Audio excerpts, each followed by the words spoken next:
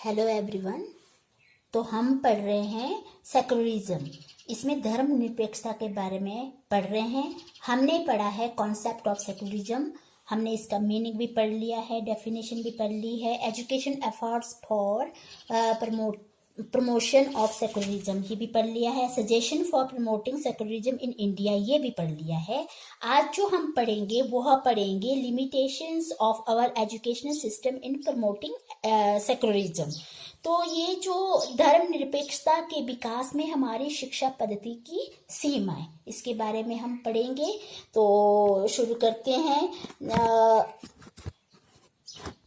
धर्मनिरपेक्ष राज्य का निर्माण एक क्या है, चुनौतीपूर्ण कार्य होता है। और विशेषकर भारत जैसे विशाल देश में जहां धर्म और जाति का भेदभाव, छुआछूत, दहेज प्रथा आदि जो पिछली कई सदियों से चलती आ रही है, हमारे संविधान निर्माताओं और महान नेताओं की आकांक्षाओं के बावजूद भारत में क्रियात्मक धर्मनिरपेक्षता का वातावरण उत्पन्न करने में कठिनाई आ रही है। इसमें हमारी शिक्षा पद्धति की मुख्य सीमाएं इस प्रकार से है। वो मुख्य जो सीमाएं हैं, लिमिटेशंस हैं, वो इस प्रकार से हैं। सबसे पहले क्या है कि जो धार्मिक एवं सांस्कृतिक समारोहों की उपेक्षा, neglect of religious and culture celebration. प्राय यह देखने में आता है कि जो धार्मिक उत्सव एवं अन्य दिवसों पर स्कूलों एवं कॉलेजों में छुट्टी कर दी जाती है और शिक्षा संस्थाओं, विशेषकर उच्च शिक्षा संस्थाओं में ऐसे अवसरों पर महान विचारों एवं मूल्यों का दिग्दर्शन कराने के लिए कार्यक्रम भी आयोजित नहीं किए जाते हैं।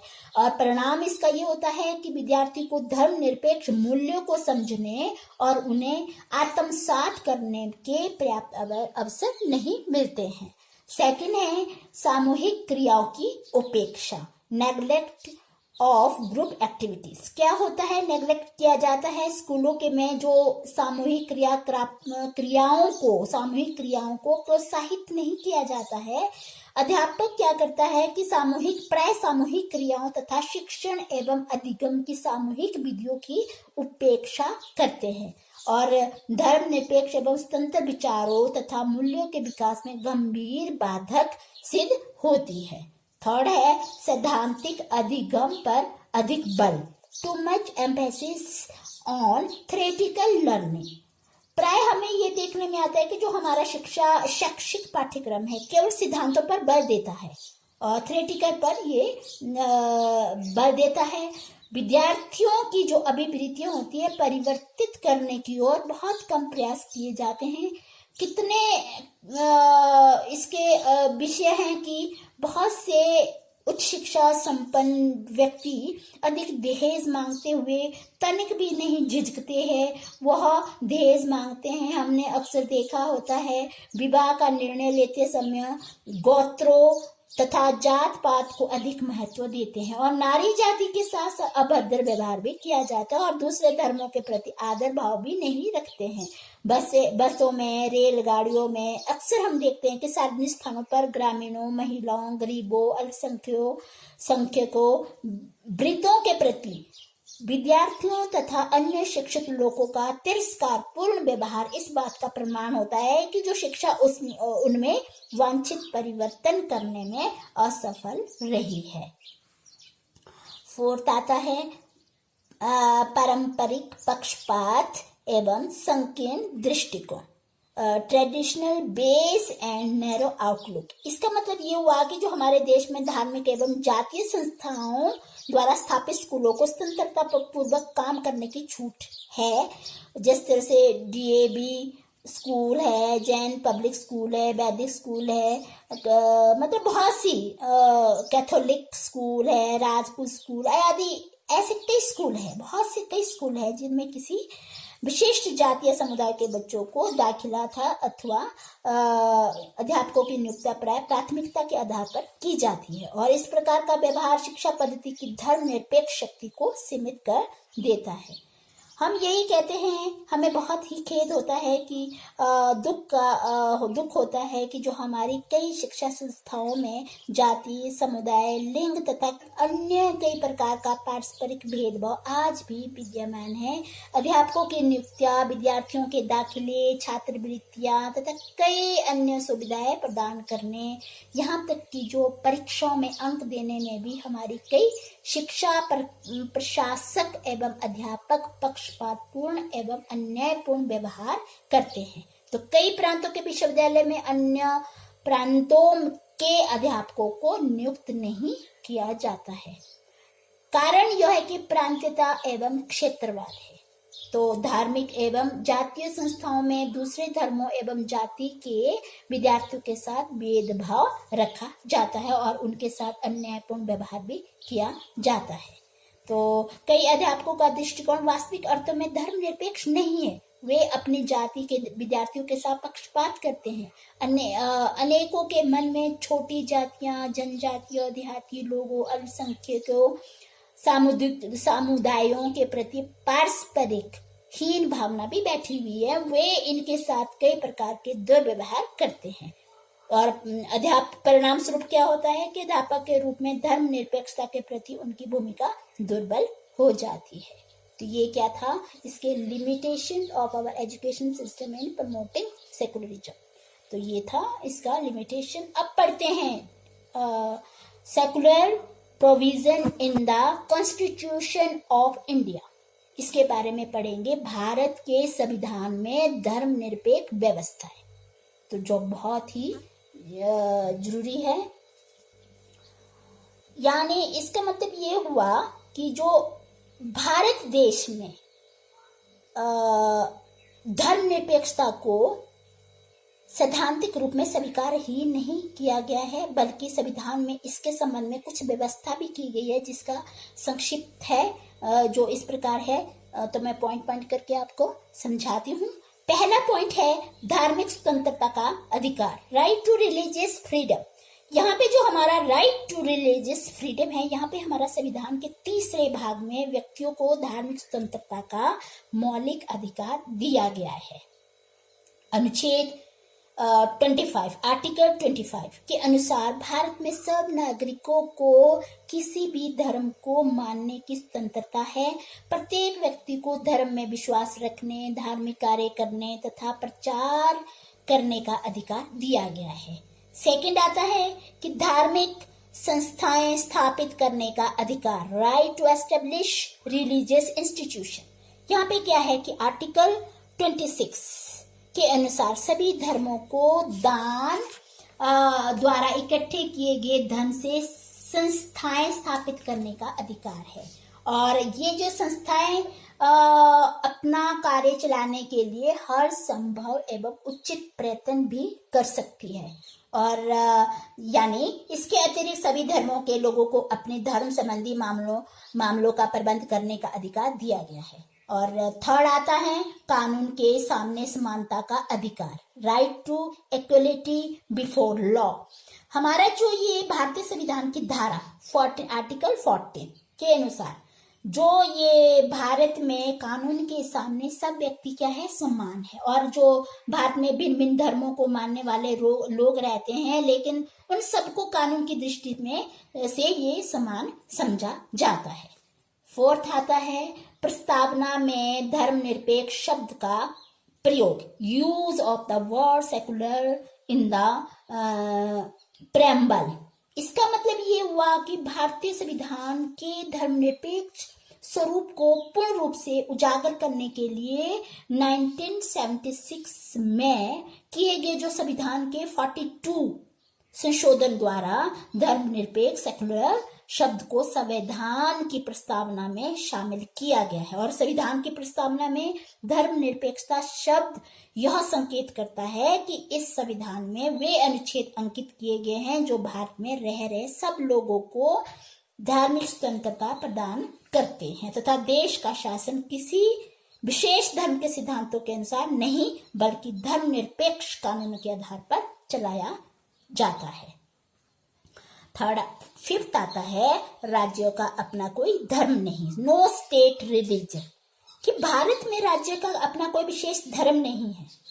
राज्य सभी धर्मों को समान रूप से देखता है और राज्य न तो किसी विशेष धर्म के विकास के लिए और न ही किसी धर्म दबाने का प्रयत्न करता है।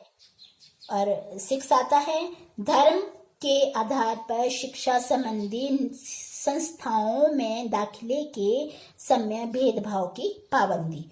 No discrimination on the basis of religion while granting admission in educational institution. यहाँ पे जो हमारा संविधान है आर्टिकल 29 के अनुसार यह व्यवस्था की गई है कि जो सरकारी या सरकार से सहायता प्राप्त कर रही शिक्षा संबंधी संस्थाओं में किसी भी प्रकार से के साथ दाखिला लेते समय किसी प्रकार का भेदभाव नहीं किया जाएगा। अब आता है 7, धार्मिक अल्पसंख्यकों को शिक्षा संस्थाएं खोलने का अधिकार, कि जो right to establish educational institution to religious minorities.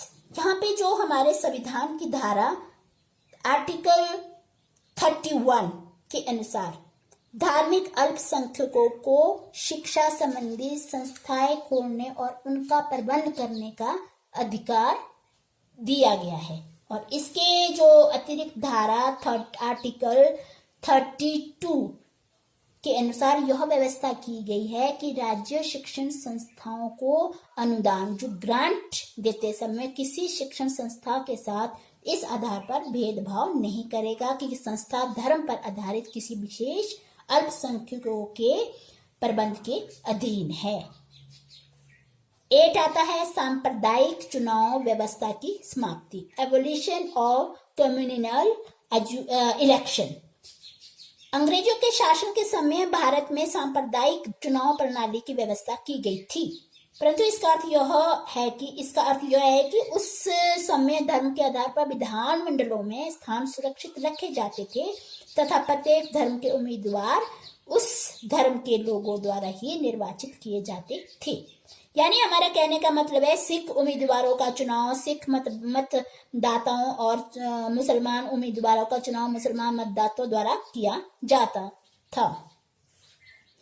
परंतु जो स्वतंत्र भारत में सांप्रदायिक चुनाव प्रणाली को समाप्त करके संयुक्त चुनाव प्रणाली कॉमन